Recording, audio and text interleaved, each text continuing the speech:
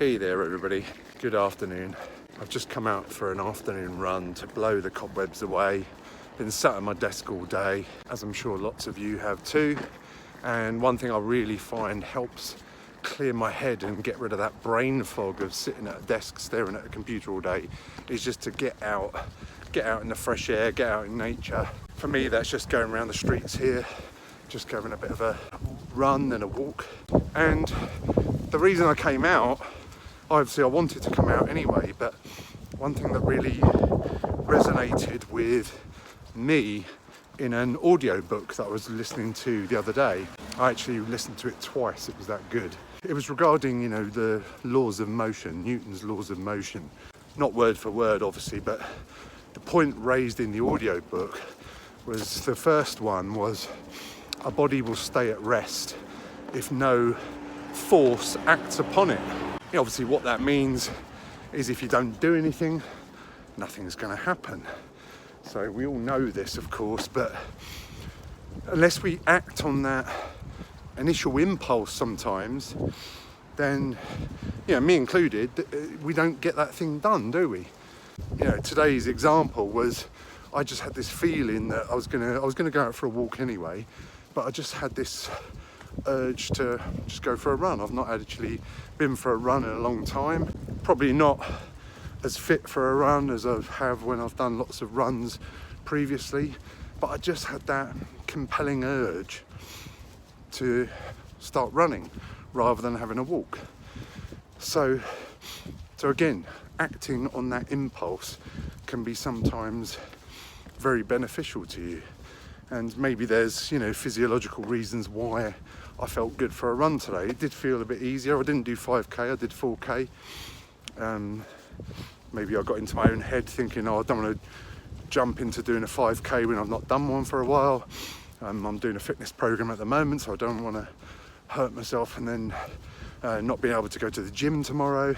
So yeah, you do start getting into your own head a little bit. But that's fine, 4K is totally fine. I'm just glad I took the bull by the horns and actually did the run because I was feeling like I fancied doing one. So acting on the impulse, acting on that gut feeling can sometimes be very beneficial. It doesn't mean do things, chaotically or without thought. Of course not. It doesn't mean just be impetuous and do things that could damage you, harm you or whatever. But acting on that impulse, sometimes it's called a primary thought. I've heard that phrase before. If you have a primary thought to call someone or do something, then go and do it. Because otherwise life and your brain and everything else just gets in the way and you end up not doing that good deed or that action that you intended to do. You had all these good intentions, but you don't get around to doing it. So just have a think in your life where you want to do something, but you've not taken that first step because maybe you're overthinking it, maybe you're thinking of all the 100 steps you might need to take or all the blockages. Remembering we're all very negative, biased human beings. You don't have to think of all the steps. You don't have to think of all the steps. Think of a spiral staircase. You don't have to see the top of the staircase. All you got to do is follow the steps around in front of you and you'll reach the top. So there's various analogies like that. So where are you in your life not taking an action towards a goal or a destination you want to get to, and just because you've not taken that first step? So again, a body at rest will stay at rest unless acted on by an external force, and that obviously force could be you yourself. So just have a think about what's on your to-do list, or what are your dreams, your desires, and where are you not taking any action at all. The second one that resonated with me is that, regarding the law of momentum. Same thing is once you get that body in motion, so if you start pushing a car or whatever it is, then keeping that body in motion is a lot easier. It requires a lot less brute force to get a car to move another foot when it's already moving, when you've already got it from a stationary position, into a moving state. So it doesn't need as much force acting on it to keep that motion going, keep that momentum going. So the same can be said for any of your tasks or desires or wish lists or bucket list items or, you know, career aspirations, for example, anything at all, is once you make that first step, it's usually a lot easier to make the second step. So if you've got something you want to do and it, you know, requires 5 steps, for example, say for example it's going contracting, you know, one of your steps might be brush up on your skills. You might want to get a certification, not that it's necessary. Do it for your own satisfaction. The fact that you've been working in AWS, for example, or Azure or some other cloud technology, and you've not got your certification yet.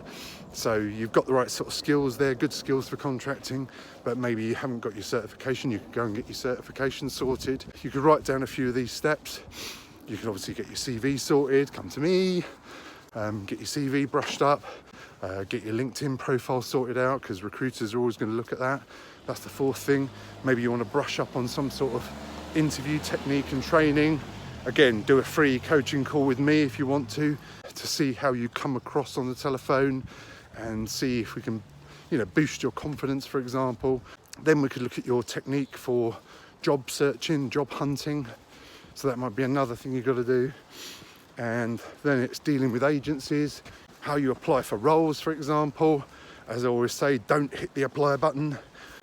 Then it's going for interviews. So interview prep, actually handling yourself in an interview situation maybe. Then it's dealing with offers and rejections and all that sort of stuff. Quitting your job and all that. So there's all these steps involved, for example, in taking you from a permie to a contractor. And it can overwhelm you if you just sit there and look at the whole thing and just think, oh my God, I can't do that. And, you know, that's what I did for, you know, a couple of years. Lots of people do it, don't they? Before they go contracting, they sit there in their perm job thinking it's going to get better. And of course it never does, never gets any better. It just took me a while to get in the right mindset to become a contractor, because I didn't think I was good enough. I didn't think I had the right skills. I didn't think I had the right mindset.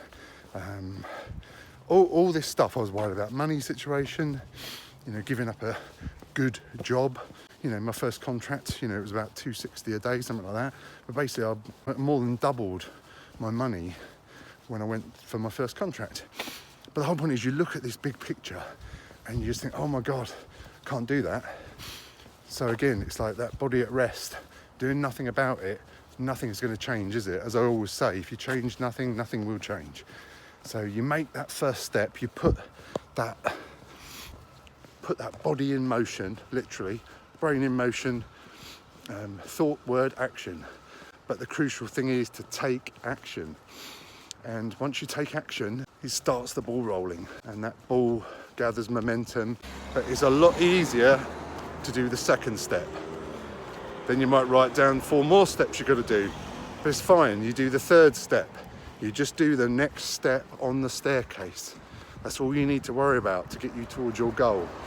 Fair enough, there'll be problems. You might slip back a step.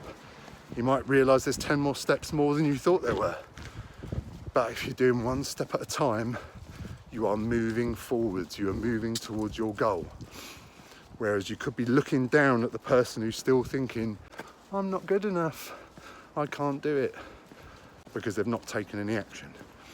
So have a think about in your life where you're not getting into action, or like me, I mean, I do this all the time with my to-do list. I look at where I've not even started a task. Maybe that's because I don't want to do it. Maybe it's because, but maybe I need to do it. Maybe I should be doing it. Maybe I really want to do it, but I haven't started it. So I just try and make a start on it. Or sometimes I might realise that task is actually not important to me because it's sat on my to-do list for 6 months. But some of the other tasks then I look at and think, oh, I've started on those tasks, and all, you know, I don't need to worry about the big picture, but I could just do the next step just to progress that task along the road a little bit. Anyway, I hope that's useful. Hope that resonates with you as much as it did to me today. And I wish you all the best, okay? Cheers, bye.